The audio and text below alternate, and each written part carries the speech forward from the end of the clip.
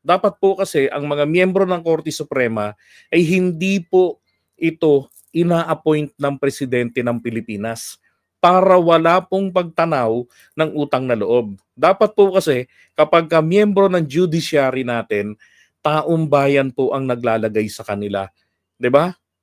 Ayon po sa kanilang kakayanan. Kaya lang, dahil po sa corrupted na klase ng mga botante ng Pilipinas, dapat po, etong Integrated Bar of the Philippines na lang ang namimili kung sino yung magiging miyembro ng Korte Suprema. Kaso, anong gagawin natin? 'Di ba? Too much democracy.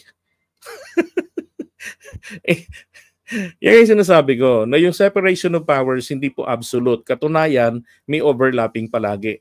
Katulad nito, executive department, 'di ba? Siya ang naglalagay ng mga miyembro ng judiciary.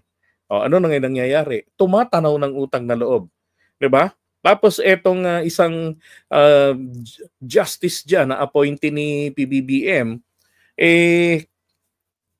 sinisisi ng mga ng iba na hindi man lamang napakinabangan, hindi man lamang tumutol, 'di ba? 'Yun ang problema. Dapat kasi ang hudikatura, yamang sila po ang final arbiter, sila po ang nag-i-interpret ng batas. Then dapat po totally void of politics sila. 'Di ba?